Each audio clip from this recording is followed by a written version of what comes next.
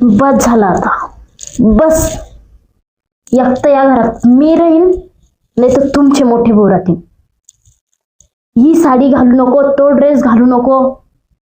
मला असं मोकळं राहायचंय, मोकळं फिरायचंय, एन्जॉय करायचंय. मला असं दबून नाही राहायचं तुमच्यासारखं. एक तर या घरात ते राहतील, नाही तर मी राहीन. यो निर्णय तुम्ही ठरवा. बरोबर आहे का तुझं म्हणणं? मला पण असं वाटतं की मोकळं फिरावं म्हणून. पण तुला एक सांगू, जेव्हा सुसाट वारं सुटतं ना, एकटं झाड सुद्धा हे मुळात सगळं उपसून जातं.